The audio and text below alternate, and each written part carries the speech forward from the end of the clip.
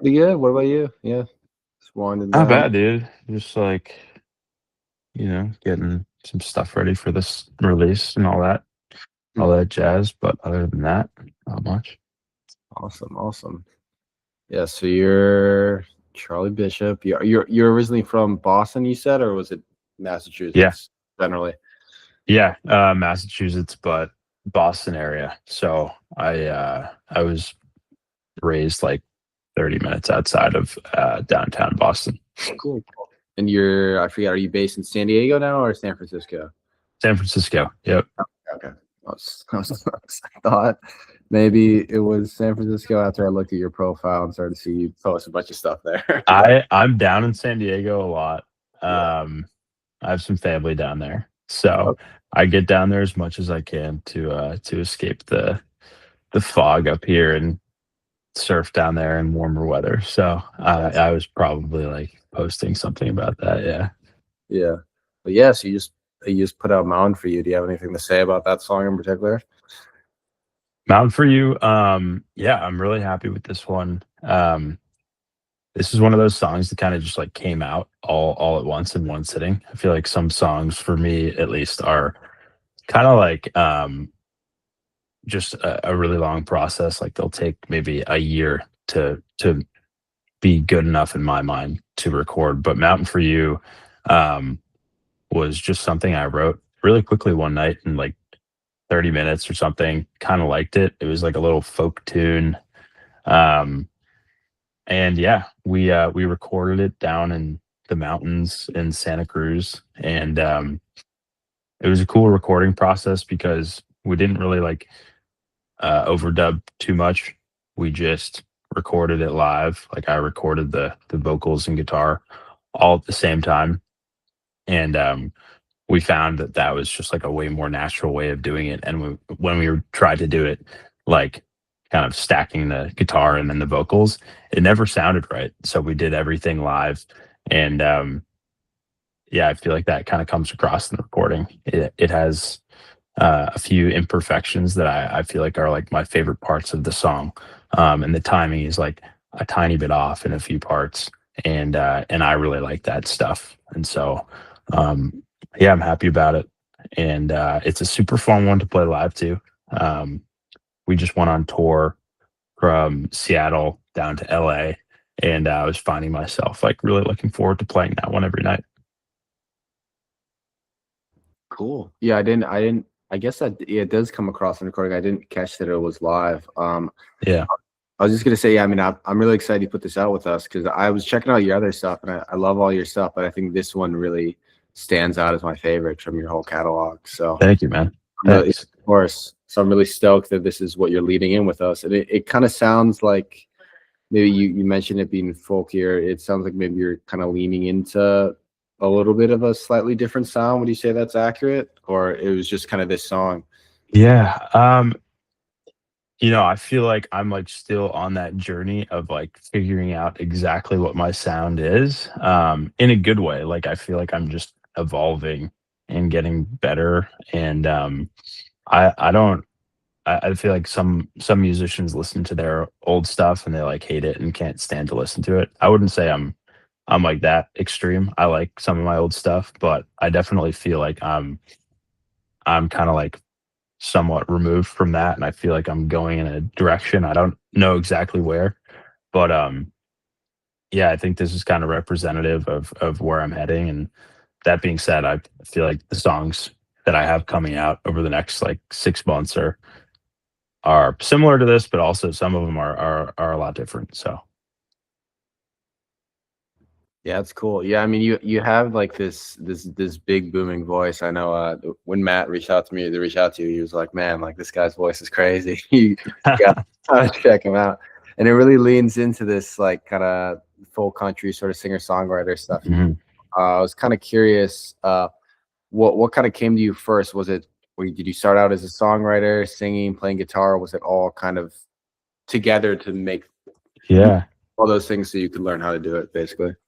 I don't know. I think the singing definitely didn't come first. I actually feel like just growing up, I never really thought that I had a great voice, and I feel like still I'm Like I know that my voice has like a deep quality to it that is sometimes captivating, but I'm still very like self-critical of my own voice. And that I feel like I'm just now starting to realize that it's kind of like a strength of mine. But I've always loved making songs. I think like I started playing guitar in high school, and after I learned like the G and C chords, I immediately started writing songs and kind of stopped learning covers. So I've always just like loved making things. Um, but it definitely started with songwriting. Yeah. Cool. Yeah, no, that's interesting. Was there anyone who kind of inspired you specifically that you were listening to when you were first coming up that inspired you to write songs, or do you have any major influences? Yeah, definitely. I mean, when I was growing up, my dad always had Johnny Cash on the radio, or on the CD player or whatever. So that was a big one. Um, and yeah, I feel like his like sound is somehow like ingrained in my mind, even though I don't listen to Johnny Cash that much anymore. I feel like a lot of like the songs I make now almost like have some element of that inspiration deep down. Um, and then yeah, I listen to a lot of that stuff still. Like old writers like Johnny Cash or John Prine, things like that, legends like those guys. I also love like really produced kind of like cinematic folk stuff, whether it's like Gregory Allen as a Cobb or like Bonnie Iver, Novo Amor, things like that. Just really like depends on what mood I'm in, I would say. Yeah, that makes sense. Bon Iver I love, and I definitely kind of hear that. I mean, I think that's kind of something that I was kind of just going through your Instagram and stuff. I saw that you were a very outdoorsy person. That's good. Yeah. A big part of you. So, what are your? Do you go around hiking a lot? Do you like? Well, what's kind of Yeah. do that? Yeah. I mean, San Francisco has just awesome access to so many different like outdoor sports. So I live pretty close to the Ocean Beach here in San Francisco. So I surf a lot, surf a few times a week. I also ski during the winter, and then yeah, go on a few backpacking trips every year. We go to like the mountains out in the Tahoe area a lot, or like the Eastern Sierras. So pretty lucky to be able to live in California. There's like pretty much any outdoor sport you can dream of is here, like mountain biking, hiking. It's all there. So yeah, pretty lucky. Yeah, that's awesome. It's a totally different landscape from anything I'm familiar with. So that's Yeah. that's cool to be Yeah. right near all that stuff all the time. Yeah. I mean, I I grew up in Massachusetts, which is has its own outdoor stuff, but it's like nothing compared to this. That was kind of like maybe 80% of why I moved here. Yeah, yeah. Are you a big hockey guy or not really? I don't like follow the NHL too closely now, but growing up in the Boston area, I just have so many friends and family who are obsessed with hockey. So I definitely uh like watch more than your average. Mm. Yeah, no, I know. I think we touched on this a little bit on our previous call, but what kind of brought you to this point in your career to kind of join Stream and try this out? Yeah, that's a good question. I think like I was using different distribution partner for a while, and honestly, I think when I think about my career, I feel like the next year of my career will be um, different than the rest, just in terms of the amount of time I'm going to be focusing on music and the amount of effort I'm going to be putting towards music. It's always kind of been like a thing I've done on the side, or a thing I've done on the weekends, or thing I've done late at night after work. And for 2026, I'm going to be focusing on music full time. Um, and so I really wanted someone who was like dedicated with the similar level of focus and effort that I have. And I have a big goal in 2026 of just trying to release as much music as possible. Like hopefully that's going to look like something like at least a song every month, or maybe even a song every 2 weeks if I can write enough. Um, and I felt like with that pivot and with that amount of music I'm putting out, I wanted to partner with a team, and I feel like Stream kind of gave me that advantage of giving me a team and not necessarily just like a platform, but they actually have humans helping you. So that was a huge part. Yeah. Yeah, awesome. Yeah, that's great to hear. What is your current work then that you're pivoting off of? I had a kind of a corporate desk job Okay. for uh, a few years, and I quit a few months ago. So currently, the full time job is just Charlie Bishop LLC. That's awesome. Love to hear it. And then you mentioned you just got off a tour right now. Yeah, that's right. Yep. Yeah. So we were on the road for a few weeks. I was with another folk songwriter, Emery Duncan, who's amazing. Everyone should check him out. And we toured the West Coast. So we just stayed coastal, started in Seattle, and then we hit like all the major cities all the way down through LA, and then back up to San Francisco. It was super fun. It was kind of like a big mix of bigger shows and smaller shows, and that was the first tour I'd ever done. So it was pretty fun. Met a lot of people. It was like, I feel like it was the most encouraging and inspiring thing I have done since I started taking music more seriously. Just because when you meet someone face to face, it means like so much more than maybe posting something on Instagram and getting a comment. It's just like hearing those same words face to face is always really inspiring. So that gave me a lot of energy going forward, and really happy with how it went. Awesome. So was it kind of a co-headlining thing, or it sounds like you met a lot of people who were fans of yours that came specifically to see you, right?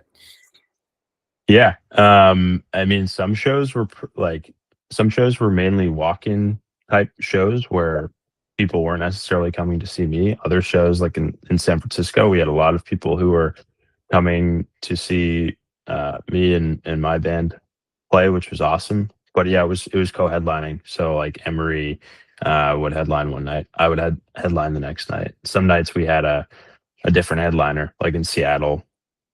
We had Cole Sheffley, who's a great folk musician up there, who headlined that night, and we both supported him. So it was a good mix. Yeah. And you said that was your first tour, but have you played just locally, both growing up and since you've been in California? Yeah, Yeah, I imagine. Yeah. for sure. Yeah. Yeah, I haven't done like a string of shows like that on the road before, but I've definitely played a lot live. I actually didn't really start playing shows until a couple of years ago when I moved out to California. Before that, I'd always just done music kind of primarily like kept it to myself. I'd like show songs to my family and friends. Um, but during COVID, I kind of started taking it a little more seriously. I started posting things, and then yeah, when I moved to California, I think I played my first show in that like first few months of moving here, and since then I've played a lot. Play a lot in the Bay Area. I do a lot of like small like house show and smaller venue things, and then a few times a year I'll play a bigger show with a band. Nice. Nice. So yeah, and it sounds like playing those shows, you've really seen kind of the impact of your music and people connected to it more than you maybe initially anticipated, right? Yeah, I mean, I feel like the biggest thing for me with shows it really helps me. Like, not only gives me encouragement, and I love talking to people who are at the shows, but also it helps me like figure out which of my songs actually sound good live. I think a big thing in a big thing in music for me is like I don't really know if a song is good and like worthy of my time to produce and record it until I play it live. And there are songs that I think are really good in my head, and then I play them live, and it just doesn't really fit. It doesn't really like mesh with the audience, uh, or vice versa. Maybe a song that I'm not totally in love with, and then I'll play it live, and I'm like, oh, this is a great song live, and so I really think the live performing is like a vital aspect of like almost the songwriting process in that way. Because I don't really want to produce and record a song that I won't be able to ultimately like play live one day. And there are definitely songs that you can produce and make sound really good, but you just won't be able to perform live. Yeah, no, I think that's a really good point you're bringing up because I think that's definitely how a lot of maybe major artists think, especially kind of in the rock space. But I think that's kind of becoming a more forgotten thing. More people will kind of, Yeah. post to TikTok and like use that as their reactivity, to determine whether people like the song. But so it sounds like you're actually testing out new material when you play. You're not just playing the release stuff, right? Because you're just All the trying. time. Yeah. Yeah, all the time. I mean, I prefer to play the new stuff live. It's like a little more exciting to play something fresh. Um, and yeah, I mean, I, uh, I when I play live, it's mainly just me and a guitar and like maybe a harmonica, maybe sometimes I'll bring like a kick drum. So it's pretty sparse and simple. Um, and so I try to make my songs in a way where I can produce them to be something special and different, but also still play them live in like that kind of simple setup. Yeah, that makes sense. What was I gonna say? So is there any song that's kind of you can think of as an example of that like surprised you that maybe you played and either got a positive reaction or the opposite where there was no reaction and it actually changed and altered how you then went to approach that song in the future? Yeah. There was like an old song that I wrote a while ago. Well, first of all, I actually think Mountain for You is kind of like that. Mountain for You is like this one I wrote. Like I said, I wrote Mountain for You in 30 seconds and I didn't think much of it. But then I had a live show like a couple days later and I played it just for fun. And I had a few people who came up and were like, "I really like that song." And so I wasn't even sure if I would kind of keep working on that song. But after I got that reaction live, um, kind of gave me like the encouragement and inspiration to go and finish it. And so that was a huge aspect for that song. And then there are other songs like I have this old song called "Young Old Man" that I didn't really play. I never even played it live. I think I released it like 3 years ago or something. Kind of just like fell by the wayside, forgot about it. And then we were doing band rehearsal one time, and one of our band members suggested that we play that song because it's kind of like a just like a good rock kind of song with drums in it. And we played that live, and it was so fun to play with the band because it has like harmonica. The drums have like some really loud peaks, and there's like a space for a guitar solo. And so that one kind of came back from the dead all because of playing live. And now I love playing that one now. It's like comes out every show pretty much. That's awesome. Yeah. And you were so it sounds like you kind of do everything yourself though. You do all the self production, everything is, or do you work with bandmates or is it primarily just all you? It's mainly me. I work with producers on a handful of songs. I feel like going forward, I'm probably going to be producing like 90% of my own things for a few reasons. One of them, honestly, is just like cost. It's way more cost efficient to produce your own things. And I also feel like when I produce my own things, it sounds more like me. Um, and so I think sometimes it's really important to produce your own things. But I'm definitely not afraid to work with producers and collaborate with people. So there are a few songs I have coming up that are at least like co-produced by someone else. Cool. And it sounds like you said Mountain for You. Was that one you because you talked about performing it, doing it in a live setup? Was that something you kind of started with someone else in the room and then they kind of brought you to that point?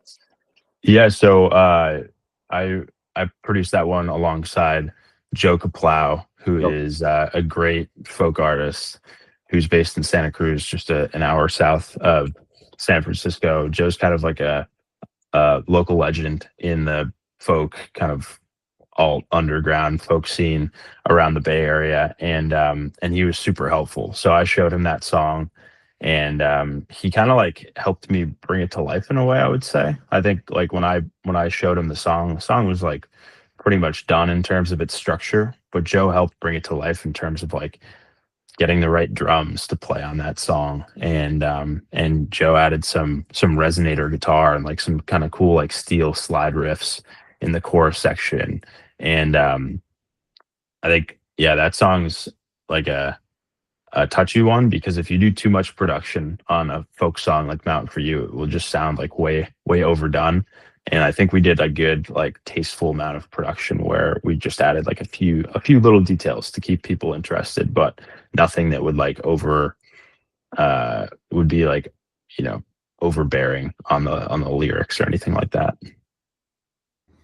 Yeah, touching on that what you said about the overdoing it thing. Do you How do you feel? Do you like some of the kind of, I mean, I guess they're more straight poppy, but kind of the folk adjacent stuff that's been coming out, like something like Benson Boone, that's kind of just like very clearly highly like overproduced, arguably, but kind of still similar texture to that. Do you enjoy that type of stuff, or is that kind of too much for you? Yeah, I mean, I feel like in the past year I've realized that like a year ago, I think I had this realization where I was like, "Oh my gosh, I'm only ever listening to folk music, and I really need to expand." And so I've actually like sometimes I'll throw on like I'll go on Spotify and throw on like the charts and just listen to the charts, whether it's like Benson Boone or like Somber, or just artists who are just blowing up on the pop charts. And I feel like across different genres, obviously the production's different, but at their core, like songs are just like, they have melodies and they have lyrics. And I think listening to any type of music across the spectrum is super helpful. So I enjoy listening to that stuff. Like I have a playlist on Spotify I've been listening to that's just like, I think I call it like the best melodies ever. And it's like anyone from like John Prine to the Beach Boys to like Avicii, and it's literally just like melody inspiration. And so yeah, I like listening to everything for sure. That's awesome. Yeah, and going back to kind of, since you keep on referencing the Bay Area scene, Yeah. I feel like we talked about this before too, but yeah, it's interesting to me to move from Massachusetts to California, and specifically San Francisco. I think maybe I'm just unaware, but I feel like that's not a kind of considered as much of a desirable place to live in nowadays. I mean, I know that like you said, it has all the the benefits of the outdoors, but I feel like it's not, because I used to live in Nashville, and I saw people kind of come to there for this type of music that you're talking about, and then Mhm. the people I knew that kind of came from Boston, Massachusetts, were very much like homers. They like wanted to move back. So like it's interesting to me. Yeah. Yeah. You came out there, and it sounds like you're kind of involved in the scene a little bit. I mean, like what was kind of the journey from you getting there, deciding to go there, and then also like meeting people and being more connected with other musicians in the area? Yeah, sure. I mean, I came here before I really knew that I was gonna dive headfirst into music. So I kind of came here for a job, and I moved here with my girlfriend. And so I feel like at the time I wasn't really like music wasn't in like the number one, two, or three like priorities for why I was moving. But I'm still staying here. And I feel like it's a double-edged sword. Like there's definitely way more music in Nashville or in LA. There are way more musicians, but at the same time, I think when you're in those um, huge hubs of songwriting, like you're such a small fish in a huge pond. And I think there is something special to be in San Francisco where there aren't that many other folk artists. So it feels a bit more like a tight knit community where everyone knows each other. And when someone's playing live, a lot of people will show up to that show. Um, that being said, like I love going to LA, and I've gone down there a few times to record and to work on some things, and it's always really inspiring to be there. Um, but I think in this day and age, like with the amount of reach you can get from like posting a song online, I don't really see the need to move somewhere like that. I definitely be wouldn't like ever not consider it if time came where I had to do that. But right now, I think like just releasing songs online is the focus for me. Yeah, no, I totally agree with you, and I think that does make sense. And yeah, where you live is growingly less relevant. You can technically be in another country and still have Yeah, reach, so it doesn't matter. But yeah, and I think that also is true to be said about the kind of the less people, less competition. You're more kind of could have the potential to be someone that kind of come out and be kind of the artist from that area, which is really cool. Though I do think in my experience in Nashville was similar to what you were describing, where it does feel like a tight knit community, but it is kind of all yeah, I it's the bet. best, Yeah, I mean, it's just, but it's different than because currently I'm in Chicago and it feels very much just all over the place and less engaged. But that's great that that's kind of the vibe there because I know that the San Francisco and Bay and specifically like Oakland scene is very like rich with music. Especially I know it was the punk scene was huge there in like yeah. the 90s and 80s. So I'm sure there's great music stuff and also rap stuff. But I was just curious because I'm just not very familiar with the state of it right now. So that's cool. It's not a huge like, at least like from what I've experienced, like the scenes around like electronic and pop music here are way bigger than what they are. I mean, I guess this is maybe kind of obvious, but that's way bigger than like the folk or country scene here. The folk country scene is not that big here. So yeah, I've never been to Nashville to like write or play or anything, but I would love to do that. And I've heard great things. I think for me, like I think less about the music scene than I do about just like how the natural um like nature and geology and like natural surroundings reflect my music. And so I feel like I write a lot of my music inspired by nature, whether that's like inspired by the ocean or inspired by the mountains. And I feel like a really important part of my music is actually being here in California and like Northern California and being able to be surrounded by things that inspire me. Whereas like I think if I moved somewhere where maybe there was a better live music scene or there were more writers, that would be good in a way, but I would also maybe lose access to um, things that really inspire me on a day-to-day basis, like the outdoors. That's awesome. Yeah, and I totally agree. And that's why I kind of mentioned it earlier because I could tell that was important to you. And I Yeah, think that is, yeah, I totally agree. I think that is totally way more important than any sort of, connection or something like that. Because, yes, if the environment is, not exciting to you, it's ultimately not going to matter. right. Yeah. Yeah, that's awesome. But yeah, I think I'm sure you'll be in Nashville at some point. But yeah, no, I'd agree with that because I'd say from what you're describing, it does sound a lot like a cooler environment being out there in the mountains and nearing all this nature versus I don't like, know, man. I can't.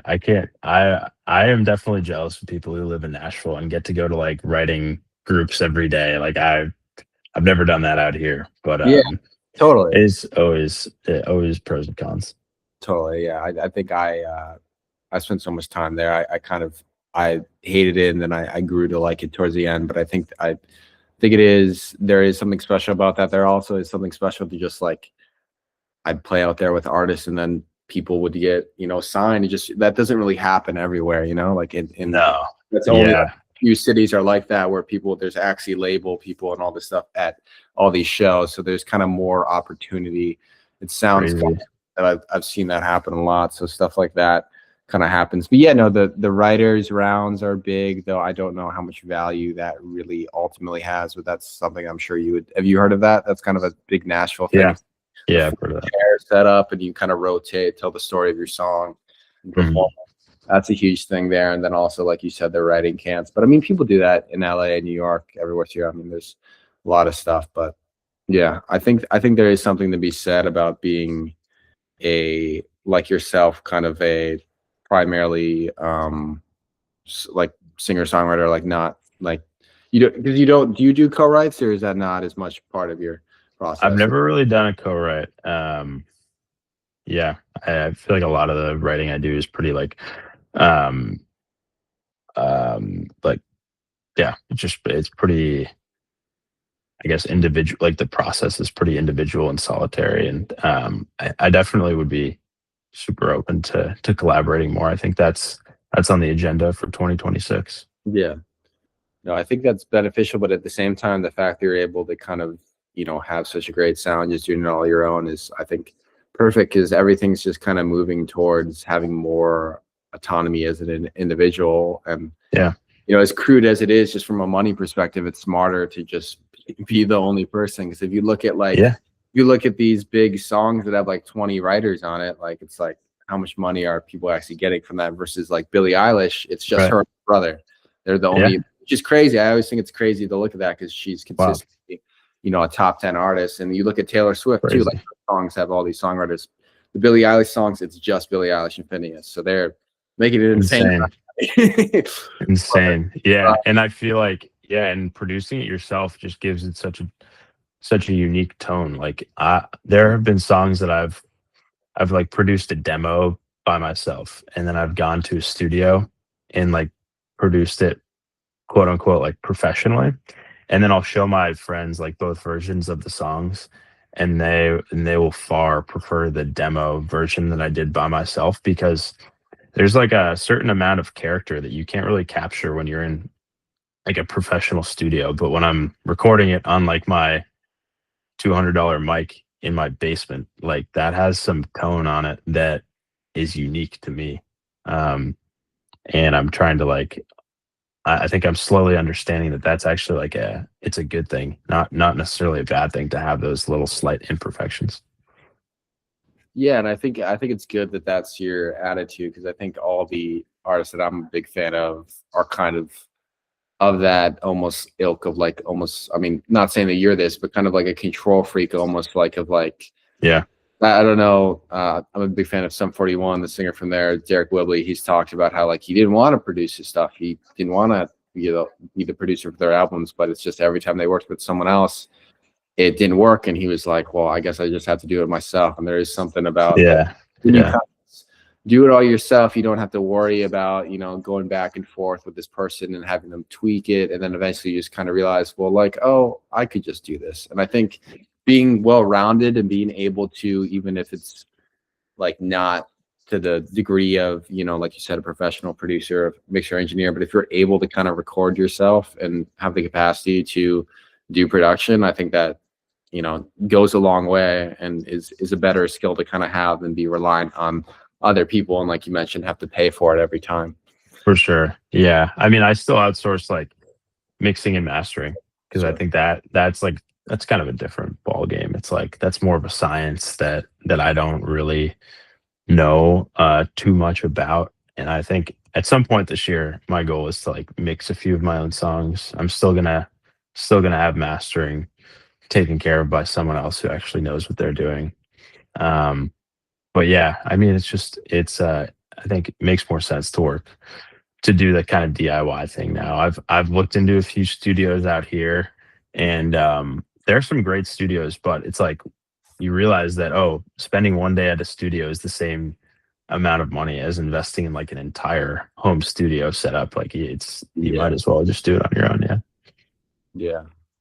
Yeah. There's some good studios, especially out in LA, like Sunset Sound, stuff like that. But yeah, Mhm. you're right for sure. Let me see. I know you touched on this a little bit, but is there any kind of more less kind of what you grew up with, but more kind of current artists either that you've been collaborating with or that you're just a recent fan of that you want to highlight? Yeah, totally. I mean, I haven't really collaborated with anybody recently. We'll say, I mean, the guy I toured with, so Emery Duncan and I, we did that tour from Seattle to LA together, and his music is great. I think we both share some similar inspirations. Like we were in the car driving for like 8 hours a day on tour, so we shared a lot of our songwriting inspirations. And Ray LaMontagne, Oh yeah. Nathaniel Rateliff, Gregory Alan Isakov are kind of like I feel like those are maybe the three that came up the most. But those guys are just like kind of legends. to me especially, I think they just like hammer this line really well between having good lyrics and good songwriting, but also like really beautiful production. And it's definitely like a spectrum. I feel like Ray LaMontagne is more on just like more of like the Americana, like singer, guitar player side of the spectrum, whereas Gregory Alan Isakov is almost making like these orchestral pieces. Um, and so, yeah, those three kind of come to the top of my mind when I think about people I listen to on like a daily basis and aspire to sound like, or just I'm just trying to be inspired by them and like see what that makes my sound like. Yeah, Yeah, no, Ray LaMontagne's a great pick. I forgot about him. so good. Yeah, Definitely hear that. Are you familiar with Bristol Maroney? I also kind of hear a little bit of yeah, that. Really? yeah. I love Bristol Running. I saw him play live. He's great. Yeah, I feel like he's like um when I listen to him, I feel like I listen to more of like his rock stuff, but I know he has some folky stuff too. Yeah, definitely. And I saw him play live actually in Boston, and he put on a great show. It was like him and a small, maybe like three-piece band, and yeah, it's like such a dynamic show because they have some huge rock songs that are just like full lights and like full of emotion, and then there are some songs where he's just on stage with an acoustic and it's like really quiet. Yeah. I thought that'd be up your alley. What Jim Croce also seems like somebody that I would think you would like. Are you familiar with him? Yeah, yeah, for sure. He's definitely like one of the older names that I listen to. Him and like I feel like when I'm listening to Jim, I also listen to John Prine and like Simon and Garfunkel um and just Paul Simon's solo stuff. I love all that stuff. Yeah. Amazing. So you mentioned it a little bit, but what are kind of some of the things you got on the horizon in this upcoming year? Are you looking to release more? Are you looking to perform more as well? Yeah, I think like number one priority in the new year is just going to be releasing songs and just seeing where that takes me. And so um, I have like this really ambitious goal that I don't know if I'll be able to achieve, but I'm going to use it as like the guiding light, which is trying to finish a song. Finish meaning like master every 2 weeks, and so hopefully I'll have at least a song, if not multiple songs per month to release. And so that's the goal. I already have, I think, 3 more masters on deck that I'm about to upload, just kind of finalizing them a little bit. And then, yeah, after that, I'm just going to try to kind of write and release live. I think, I think like I was thinking about 2026 and like strategizing around it. And part of me wanted to just take the whole year to write and then release an album at the end of the year. And I decided against that because I think like I uh I want to be able to release songs and like show people my growth like real time almost, because I'm sure that the songs that I release at the beginning of the year will be like a lot different and maybe not as good as the songs I release at the end of 2026. So I really just want to be like fully transparent and show people my process and how my sound evolves. And so I'm just gonna do the single thing and release as many singles as I possibly can. Yeah, no, I think that's awesome, and I think I love the album idea too. But yeah, I agree with you. I think unfortunately too, just from the perspective of like you said, people will be able to kind of go on the journey with you versus you kind of go underground and then you reappear and then Yeah. it might not connect versus you're kind of going to be able to see, similar to what you're saying with performing live and seeing the reaction. You'll kind of get real time feedback in a way of like where these songs are going. But Yeah. The album will come. I think yeah, when I have like when I have a really cohesive idea of an album in my head, I'll go ahead and write an album. But at the moment, I'm writing some songs that just sound so different than other songs that I don't think it would make sense. And so I'm gonna kind of just uh keep trying different things and seeing like kind of what I do, and then we'll figure it out from there. great.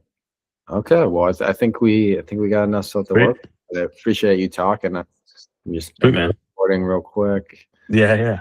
Yeah.